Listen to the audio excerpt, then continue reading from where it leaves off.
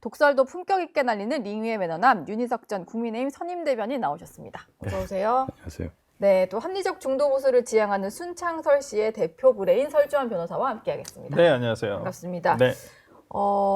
오늘 뭐 저희가 해볼 얘기는 주말을 지나면서 반쪽짜리 국민 임명식이라고 해야 될까요? 그 내용도 막 지켜봤고 아무래도 집권 여당으로서 야당과 협치는 하지 않겠다 이런 모습이 좀 눈에 띄는 한 주였던 것 같은데 정청래 대표가 또 입법 속도전에 나서겠다라는 거 보니까 그냥 밀어붙이겠다. 여당으로서의 뭐 행보보다는 그냥 강력한 드라이브를 걸겠다 이런 것 같아요. 정청래 대표는 안 바뀐다니까요. 예. 그럴 줄 알았는데 진짜로 그러네요. 아, 그럼요. 진짜로 하죠. 그걸 걸고 당대표가 된 사람이에요. 그렇기 때문에 기존에 뭐 여당 대표들이 보여줘왔던 모습들, 특히나 집권 초반에 여당 대표로서 보여줘야 할 어떤 이미지 이런 것과는 전혀 다른 모습을 보여줄 거라고 생각을 했었는데 당연히 그런 모습을 보입니다. 그래서 당황한 쪽은 이제 막 집권한 이재명 대통령이죠. 오히려 당황한 쪽은 야당보다는 대통령실. 그렇죠. 이럴 줄 몰랐거든요. 예. 사실 좀 속도 조절을 해가면서 정부랑 좀 상의도 해가면서 그렇게 해주길 바랄 것 같기는 한데요. 네, 그러니까 저는 8.15 행사 아침부터 저녁까지 그냥 뭐 반쪽이 돼버렸거든요. 네. 아침에는 오전에는 광복절 행사가 있었습니다만은 뭐 송원석 비대위원장과 그냥 뭐 서로 옆에 앉았는데도 악수도 불구하고 안 예, 그냥 딴 데 보고 있고 서로 아니 그런 모습이 과연 이재명 대통령이 대통령으로서 크게 통합한다라고 하셨잖아요. 그래서 대통령이다라고 얘기를 하셨는데 대통령의 누가 되는 행동이죠. 여당 대표로서. 그렇다 한다면 아까 말씀하신 대로 진짜 이재명 대통령실에서는 상당히 정청래 대표의 행동이 그렇게 그냥 마냥 그냥 여당 대표니까 그냥 이렇게만은 느껴지지 않을 것이다 라는 생각이 들고 아마 정청래 대표로서도 광복절 전에 있었던 저는 박찬대 후보와의 어떤 회동 또 상당히 정청래 대표를 언짢게 했을 것 같아요.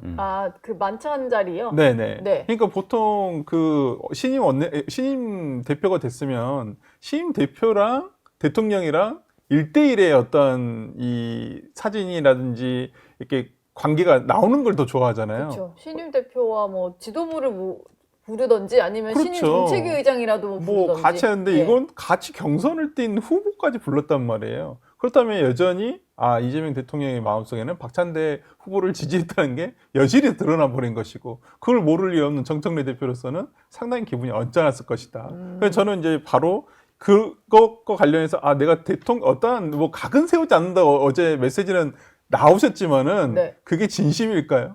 저는 그렇게 보지는 않거든요. 어제 저녁에 좀 긴 글을 올렸던데 조국 전 대표 사면을 놓고 일각에서 정청래 견제론이다.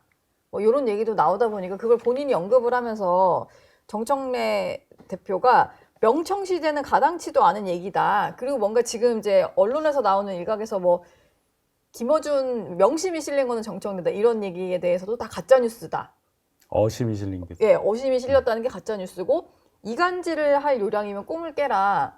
그러면서 본인은 그냥 이재명 대표의 성공을 위해서 뒷받침을 하겠다라는 얘기만 계속 강조를 하더라고요. 본인이 어떤 행보를 보여왔는지를 돌아보면 될 거 아니에요. 다른 사람들은 그걸 보고 해석을 할 뿐이죠. 그 속마음을 어떻게 알겠습니까? 어심명심 얘기 나온 것도요. 그럴 만한 이유가 있으니까 나온 거예요. 그 방송에 출연을 했잖아요. 그래서 거기서 열화와 같은 지지를 받았고 김어준이라는 사람이 진보 진영이라고 하는 곳에서 어떤 영향을 갖는지 저희가 다 아는데 네. 당대표 출마한 사람이 거기 가서 방송 출연하고 되고 나서도 출연을 하고 이런 거 보면 다 그렇게 해석하는 게 당연한 거 아니겠어요? 근데 굳이 이런 글은 왜 올렸을까요? 그러니까 뭐 명청시대 이런 표현이 뭐 자꾸 들리고 하니까 올렸나? 이거 경계하지 말아달라라고 하는 건데 네. 이걸 뭐 글을 올렸다 해서 모르는 것이 그렇구나 이걸 그대로 받아들이는 정치권에서의 인사들이 얼마나 있을까요? 특히나 예. 이재명 대통령실에 계시는 정무를 판단하시는 분 쪽에서 정청래 대표의 글을 보고 정청래 대표가 이재명 대통령을 위해서만 이렇게 하는구나 이렇게 생각하시는 분들이 계실까요? 이건 저는 구밀복검이라 생각을 해요. 진짜 어떤 마음속에는 이게 어떤 본인의 뭐 정청래 대표뿐만 아니라 정청래 대통령도 있겠죠. 이 다음 차기라든지 이런 거에 있어서 대권 플랜입니까 벌써? 당연한 거죠. 예. 이걸 누구도 민주당에 있는 누구도 정세균 대표가 1년짜리 대표한다고 나온다고 생각하는 사람 아무도 없어요. 예. 그리고 내년 지방선거가 있는데 내년 지방선거에서 당연히 민주당이 굉장히 압승을 할 확률은 지금 현재 상태로 봤을 때는 굉장히 높죠. 앞으로 무슨 일이 일어날지는 모르겠지만은 제가 봤을 때는 뭐 수도권에서도 제가 거의 다 바뀔 거라 생각을 하고 네. 충청도 뭐 지금 부산도 위험하다는 얘기도 들리기도 해요. 지금 이 상황대로 한다면 국민의힘이 굉장히 위험해지고 진짜 TK 자민련으로 끝나버릴 수도 있다, 쫄아들 수도 있다라는 얘기도 나오는 상황이기 때문에 저는 정청래 대표가 그 압승을 거둬놓고 그 다음 바로 열리는 전당대회에서 다시 출마 안 할까요? 다시 당연히 출마하죠. 예. 그리고 지금 이번에 당원들의 절대적인 지지로 됐잖아요. 지금 4대 개혁 특위도 계속 지금 하는 것도 본인이 얘기했잖아요. 그 당대표 취임하자마자 당대표 수락연설에서 바로 얘기를 했었었고, 그렇기 때문에 당원들의 효능감, 이 세 글자를 어떻게든 느껴주게 하겠다. 그거 하라고 뽑아줬으니까 그러니까요. 빨리 그러니까 하겠다. 지금 하는 거죠. 이렇게 밀어붙이는 거죠. 그럼 1년짜리 당대표로 그치는 게 아니고 뭐 개혁 작업의 속도를 내가지고 이게 정청래표 개혁이 될 거 아니에요. 어쨌든 그거를 좀 완수를 하고 나서 지방선거에서 어느 정도 좀 승리를 하고 그럼 당대표 임기를 또 한번 연임을 하겠죠. 시도를. 그렇죠. 그럼 이제 대권 가도록 가는 건가요? 대권은 좀 먼 얘기로 보이고요. 어쨌든 예. 당권을 한 번 더 갖는 데 있어서는 지금처럼 강경 드라이브를 거는 게 맞죠. 민주당 당사정을 보면은 강경 지지층의 그 숫자가 많고 또 그분들의 영향력이 크기 때문에 이분들이 열광할 만한 정책 드라이브를 거는 게 다음 또 당대표 되는데 충분히 도움이 되고 이번에도 그것 때문에 당선이 됐다고 봅니다, 저는. 예. 그러니까 정청래 대표는 그렇게 갈 것이고 그럼 두 번 당대표를 한 다음에 2030년 대선까지 본다? 조금 시간이 있어요.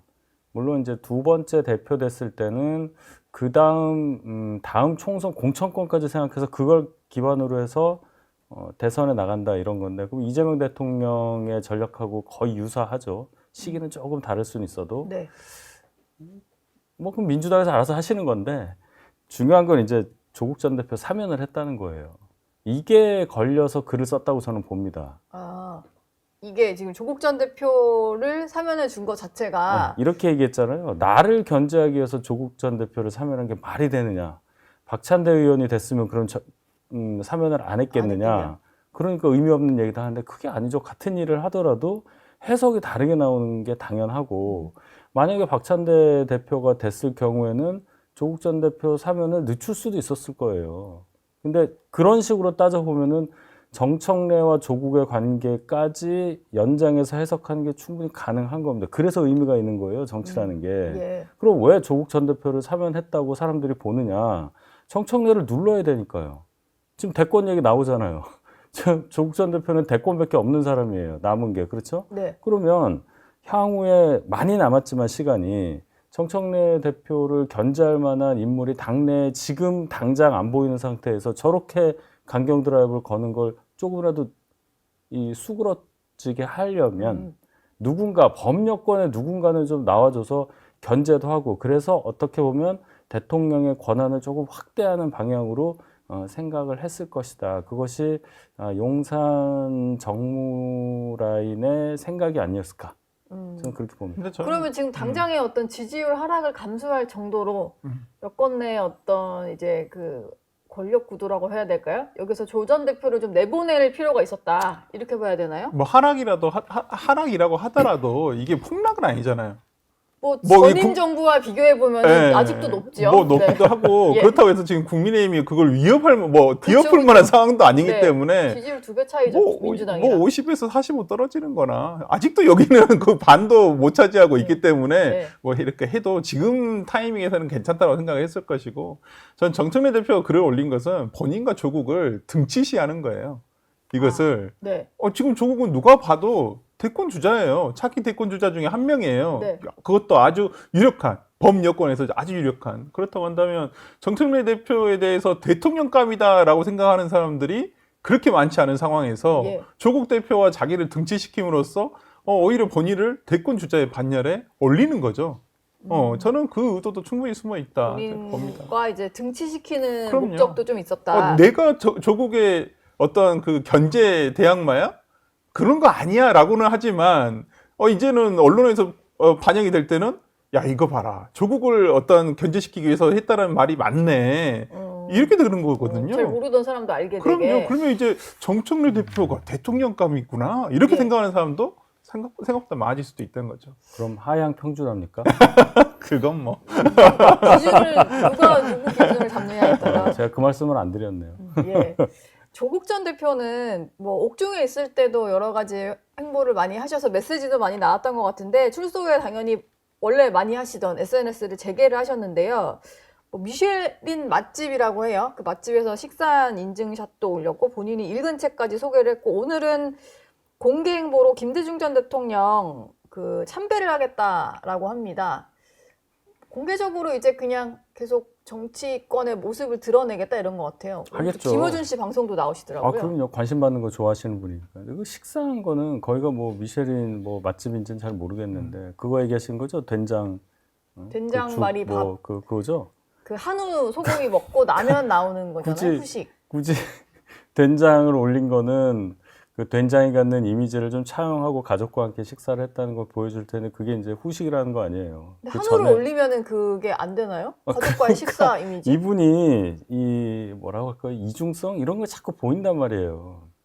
전에도 뭐 그런 영상 있잖아요. 엘리베이터 열리는 순간에 보면은 팍 파한대소 하고 있는데 그때 조국 사태 때인데 한 반쯤 한 3분의 1쯤 열리니까 딱 표정 바꾸고 이런 게 영상에 남는 이유가 이분이 속마음하고 겉이 같은 거냐라는 것을 의심하게 하는 것들이 여러 개 있었단 말이에요. 이분이 네. 굉장히 나는 고난을 받았고 나는 굉장히 바르게 살려고 하는데 검찰의 탄압에 의해서 내가 아주 부당한 이런 처우를 받아서 결국 온 가족이 이렇게 고통을 당하고 있다. 이 이미지 속에서 이제 나가는 건데 이 뒷면에 이게 진짜 진정성이 있느냐라는 의심을 사람들이 갖게 만드는 것을 출소 직후부터 또 보여주고 있단 말이에요. 거기에 김대중 전 대통령. 이건 이제 호남 얘기하려고 하는 건데 네. 김대중 전 대통령이랑 조국 전 대표가 솔직히 무슨 연관이 있는지 전 잘 모르겠어요. 솔직히 얘기해서 뭐 정치를 뭐 조금이라도 같이 한 적도 없고 그러게요. 네. 잘 모릅니다 저는 사실은. 그래서 결론은 이분이 이제 진정성을 보이면서 정치를 해야 할 과제가 있다. 그 진정성이라는 거는 금방 생기는 게 아니고 정말 진정성이라는 게 있지 않는 한은 그 진정성이란 단어 자체로 국민들에게 다가갈 수는 없는 것이기 때문에 네. 그 부분이 가장 필요하다. 그리고 제일 중요한 거는 본인이 이제 석방돼서 나왔잖아요. 이게 자꾸 뭐 검찰 독재가 종식되는 상징이라든지 뭐 이런 식으로 나 억울하다는 얘기를 자꾸 하면 할수록 안 좋을 겁니다. 그는 옆에서 해도 굉장히 눈살 찌푸리는 얘기인데 네. 아무리 그런다고 해도 문서 위조하고 자녀 어떤 뭐 학교 진학을 위해서 예. 불법적인 행위를 했다는 그 사실관계는 없어지지 않으니까 이 얘기는 안 하는 게 훨씬 나을 텐데 전략적으로 왜 이러시는지 전 잘 모르겠습니다. 그러니까 본인 수사와 관련해서의 어떤 공격 같은 것들 그런 건 조금 마이너스 아닐까 싶어요. 대법원 확정 판결까지 나가지고 형을 살다가 얼마 채우지도 않고 나온 거잖아요. 근데 뭐 그게 마치 입시 비리 혐의가 없었던 것처럼 얘기를 하니까 그게 조금 더 열받는 지점이에요, 국민들은. 그렇죠. 이제 그 부분에 대해서는 당연히 그러면 위조된 지금은 또 오히려 그 주변 분들은 다른 방송에 나와서 위조한 게 아니다. 뭐 이런 식으로까지 그 판결 자체를 내용을 다 뒤집는 거예요. 뒤엎고 있거든요. 그렇기 때문에 참 그런 부분에 대해서 진짜 반성을 한 건가? 오히려 뭐 본인은 뭐 반성을 했다라고 수없이 얘기했다라고 하지만은 그 반성 자체가 진심이 있었던 것인가라는 생각이 좀 들고 뭐 모르겠습니다. 이제 조국 전 대표는 조금 이제는 저는 어떤 그 기조 자체를 바꿔야 된다고 봐요.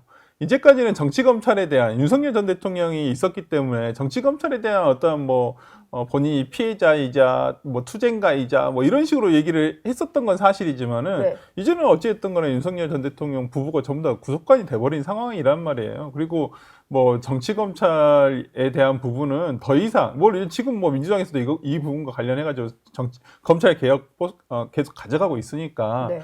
조국 대표마저도 맨날 똑같은 어떤 구호 외치고 그런 걸로만 계속 이미지가 굳어져서는 오히려 향후에 있어서 그러면 조국 대표 당신은 뭘 보여줄 수 있어요?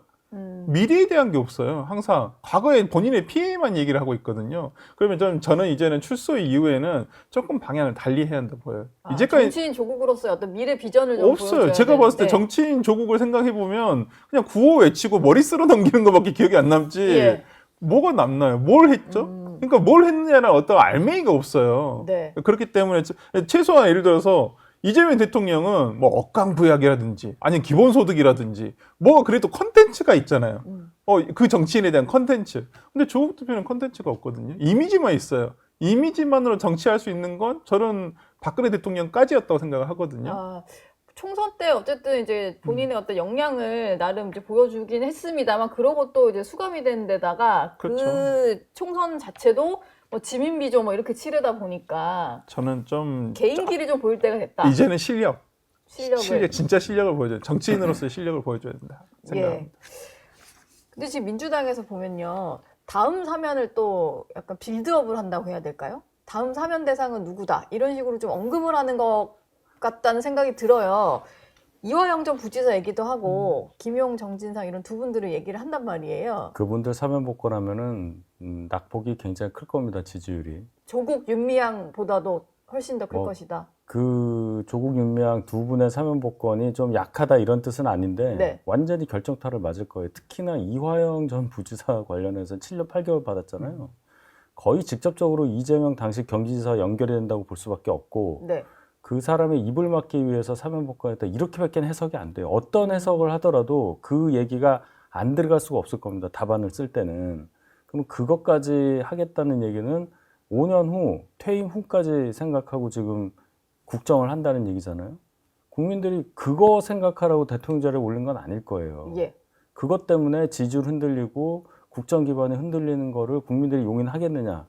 대의적 차원에서는 그런 거고 두 번째는 사법적 차원에서 이게 맞냐는 얘기가 또 나올 겁니다. 그러면 앞에서 8월 15일 날 했었던 조국 윤미향에 대한 사면 복권에 대한 뭐 그들이 주장하는 진정성 또한 굉장히 훼손될 가능성이 크죠. 끝까지 이게 발목을 잡을 겁니다. 그렇게 예. 되면.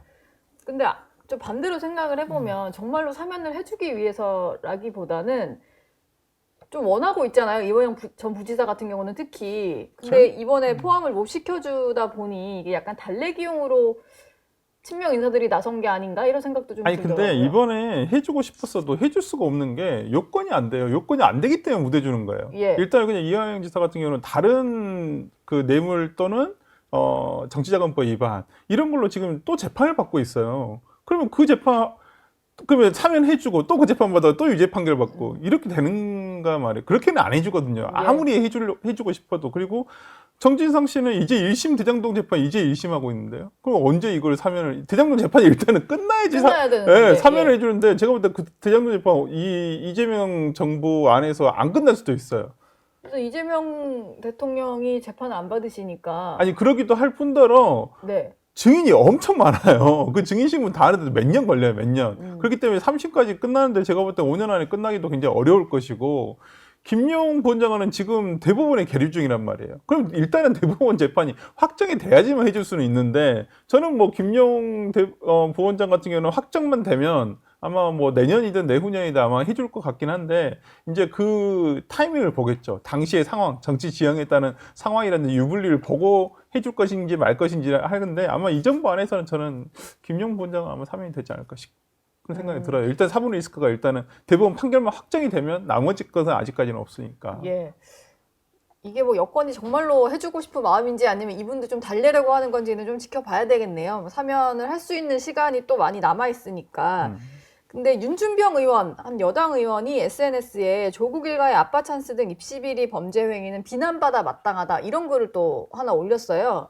그래서 사면을 마치 입시비리 행위에 대한 용서로 받아들여서 안 된다 이런 취지의 글인데 이거는 이제 야당이 쓸 법한 글이 굳이 여당 의원 SNS에 올라온 이유가 뭐가 있을까요? 입장 바뀌니까 이렇게 나오잖아요. 윤준병 의원이 굉장히 뭐라고 할까요? 말씀을 좀 세게 하시는 분으로 저는 기억을 하는데 이 말씀은 제가 100% 공감합니다. 네. 그러니까 이 얘기가 여당 내에서 나왔다는 거예요. 정청래 대표의 존재를 의식하지 않을 수 없는 그런 해석이 나올 수밖에 없는 거죠.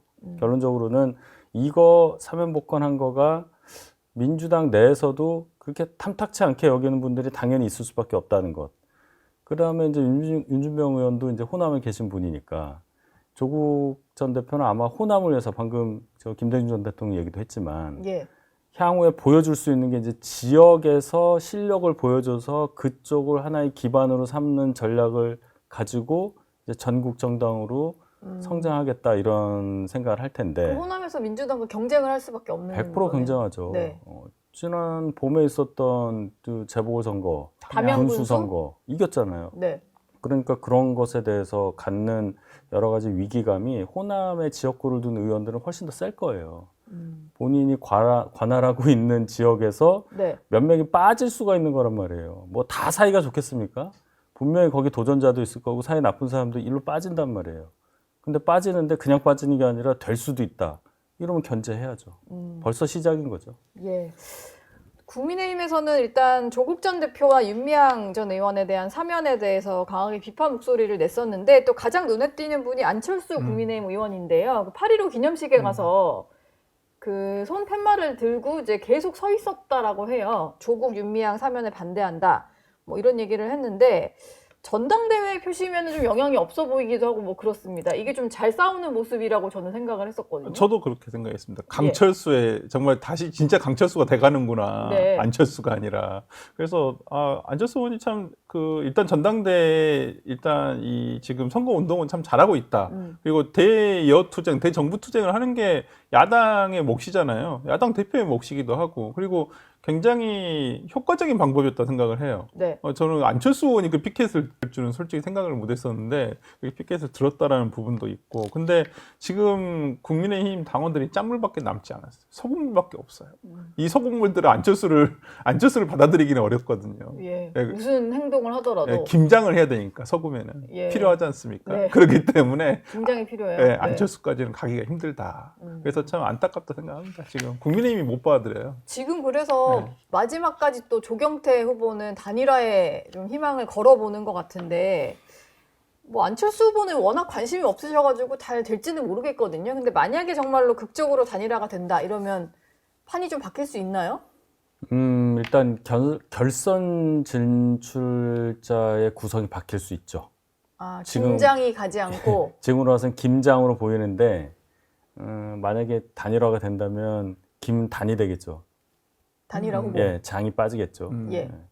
근데 이제 이 두 분, 안철수, 조경태 두 분이 생각보다 치고 올라가지 못하는 이유 중에 가장 큰 것은 두 분 다 원래 저희 당분이 아니었다는 거예요.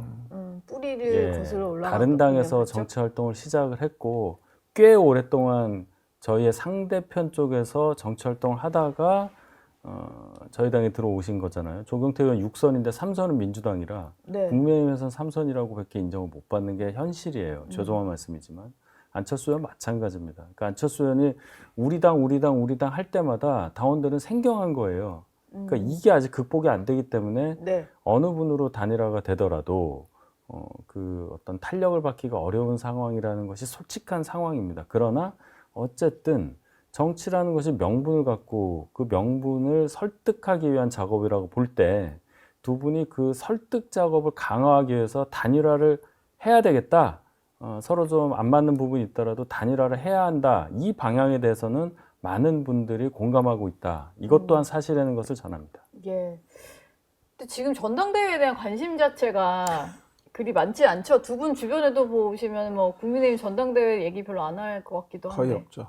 거의 없고 예. 어저께 2차 토론회가 있었다고 하더라고요. 있었어요. 네, 있었다고 하더라고요. 저도 뉴스로만 확인을 했고 이거 다 챙겨보기에는 제 바쁜 주말에 네. 그것까지 그 황금 시간대에 못 보기에는 보겠더라고요. 그래서 네. 뉴스로만 봤고 그렇게 그러니까 1차전의 연장인 것 같아요. 분위기 자체는 계속 뭐 지금 지금 김문수 후보가 조금 앞서가는 후보고, 그다음에 안철수 후보라는 조경태 후보가 지금 쫓아가고 있고, 이제 그 장동영 후보가 약간 진짜 강성기류의 어떤 모습을 보여주면서 가고는 있는데, 글쎄요, 이게 좀 그 어떤 후보들이 연단에서 하는 연설의 내용들이 뉴스가 되는 게 아니라 오히려 김문수 후보가 무슨 속옷을 입으시고 맨손 제조하는 거. 예, 그런 거라든지, 그러니까 부차적인 거 있잖아요. 아무런 상관도 없는. 오히려 전원길 씨 기사가 더 많이 나오고. 그러니까 이게 주객이 완전히 선도가 돼가지고 이게 진짜 뭐 전당대회에서 후보자가 무슨 얘기를 하는지를 아무도 관심이 없어요. 오히려 이런 진짜 뭐 태권도 체조하고 태권도하고 네. 뭐 속옷 차림에 뭐 그걸 가지고 서로 비난을 하고 있고, 진짜 오히려 전환기 씨가 훨씬 더 나오고 있고, 오히려 안철수 후보는 나는 오히려 피켓은 잘했다고 보거든요. 차라리 저런 네. 모습이라도 보여라. 근데 좀 그런 부분 등이 어떤 후보들의 본질적인 뭐 대화의 어떤 대표가 돼서 뭘 하겠다라는 것보다 오히려 이 부차적인 것들만 너무 화제가 되는 것 같아서 안타깝다. 예, 예. 그런 생각이 듭니다. 지금 뭐 한동훈 전 대표라든지 윤희숙 전 혁신위원장 이런 분들은 계속 혁신파를 지지한다라는 메시지는 내고 계시잖아요. 최고위원들 사이에서는 뭐 청년 후보 단일화도 있었고 뭐 이런 움직임이 좀 있는데, 전반적으로 당대표 후보는 뒤집을 수 없을 것 같으니까 약간 서로 다 무관심해지는 이런 느낌이 좀 들어요. 좀 혁신파를 지지하는 당원들조차도 그냥 무기력감을 좀 느끼고 있나 이런 생각이 들더라고요. 그래도 단일화라는 하나의 수단이 남아있기 때문에 네. 시간이 거의 없긴 하지만 뭐라도 하려고 노력을 할 겁니다. 오늘 월요일 아침이잖아요. 그 단일화 안 하면 그냥 우리가 예상한 대로 두 분이 3등, 4등을 해버리고 진짜 김장만 올라간다 결선에, 이것 또한 상징하는 바가 엄청 커요. 좋지 않게 상징한다는 뜻입니다. 네. 그러니까 이거 3, 4등이 되신 분들에 대한 비난은 둘째 치고라도, 야, 정말 국민의힘이라는 당에는 혁신하자는 사람이 2등도 못할 정도의 상황이구나. 2등이 안 될 것 같은 데로 단일화라도 했어야지. 이런 지적이 나온단 말입니다. 네. 그래서 조금 뭐 오늘 내일, 오늘이 18일, 내일이 19일인데 투표가 20날부터란 말이에요. 한 20시간 정도 좀 변동이 좀 있을 가능성을 두고 보겠는데, 저도 참 자신할 수 없는 부분이라. 예. 두 분이 또 어디로 튈지 모르는 분들이어가지고 막판 단일화 변수가 있다. 뭐 요 정도로 한번 짚어봤고요. 특검 얘기도 좀 해보겠습니다. 김건희 여사가 구속된 이후에 오늘 또 조사를 받게 될 것 같은데, 일단 그 서희건설 회장이 좀 여러 가지 좀 자수를 하는 바람에 네. 구속도 빠르게 진행된 것 같고 여러 가지 좀 혐의 적용에도 속도를 내고 있는 것 같아요. 아무래도 김건희 여사가 민간인 신분이다 보니까 알선 수재 혐의 뭐 이런 것들을 적용을 하려고 한다는데, 뇌물죄 얘기까지 좀 나오긴 하더라고요. 근데 민간인인 여사에게 이게 적용은 가능한 건가요? 그러니까 공범이 돼야 되겠죠. 윤석열 전 대통령과 공범이 됐을 때는 가능한 거니까, 예. 뇌물죄 민간인 신분이더라도 공범이 가능한 건데, 그러니까 그러면 윤석열 전 대통령과 김건희 여사 사이에 이런 공모 관계를 밝혀낼 수 있을 만한 어떤 단서가 있어야 될 텐데, 네. 아마 뭐 모르겠습니다. 이제 그 지금 서희건설의 사이였던 그 박모 검사 전 국무총리 비서실장에 대한 저는 그 임명 과정 이런 네. 걸 아마 들여다 볼 거예요. 그래서 여기에 윤석열 전 대통령이 얼마만큼의 영향력을 끼쳤는가. 그렇다고 한다면 부부잖아요. 일단 법적인 부부기 때문에 뭐 부부 경제 공동체라고 볼 수 있다고 한다면 이건 뇌물죄도 가능하죠. 실제적으로 이걸 김건희 당시의 여사가 어떤 영향을 준 것인지 임명 과정에, 네. 아니면 진짜 윤 전 대통령이 영향을 준 것인지, 이런 부분들, 특히나 이런 부분을 살펴보게 된다면 저는 뭐 뇌물죄도 충분히 가능한 혐의이다라고는 봅니다. 이게 오늘 한 언론에 나온 단독 보도이긴 한데요. 그 삼청동에 안가라고 있잖아요. 여기에 이제 김건희 여사가 여기서 서희건설 회장을 만났다. 이것도 이제 이 서희건설 쪽에서 어떤 진술을 하면서 나왔던 내용인 것 같아요. 신빙성이 어느 정도 있는 얘기일까요? 사실 이제 여의도에는 카더라 통신이 많은데 여사로 추정되는 이제 일행이 삼청동 안가 쪽으로 갔다라는 얘기는 저도 꽤 많이 들어서, 근데 뭐 확인할 수가 없으니까 네네. 넘겼던 건데, 뭐 그런 진술인 것 같아요. 자수서라는 것을 내고 특검 수사에 적극 협조하고 있는 서희건설에서 나온 얘기라면 신빙성을 거의 뭐 100% 진실에 가깝다고 봐야 되겠죠. 네. 굳이 그 얘기를 할 이유가 없잖아요. 자수하는 입장에서 없는 사실까지 만들 이유는 없을 거고, 그만큼 지금 특검에 적극 협조할 만큼 서희건설 사정이 급박하구나라는 것도 알 수 있는 상황이에요. 뭐 이런 얘기가 사실은 수사 자체에는 크게 영향을 미칠까 싶거든요. 이거 가십성이잖아요. 그렇죠. 대통령 배우자가 대통령이 쓰는 곳을 막 썼다. 뭐 이거 외에는 특별히 거기를 쓰면 범죄가 성립하고 뭐 이런 정도는 아니지 않습니까? 네. 그러니까 이런 얘기들이 나온다는 것 자체는 그만큼 사회건설이 이런 얘기라도 하면서 성의를 보이는 거다, 특검에게. 아, 검찰을 향해서. 그렇죠. 이렇게 본다면은 굉장히 사회건설이 뭔가 크게 지금 상황이 안 좋다는 것을 스스로 느끼고 있는 게 아니냐, 이런 해석도 가능하겠습니다. 알겠습니다. 오늘 정치 속풀이 두 분과 함께했습니다. 오늘 말씀 고맙습니다. 저희 영상 많이 시청해 주시고요. 좋아요, 구독, 댓글, 알림 설정 꼭 부탁드리겠습니다.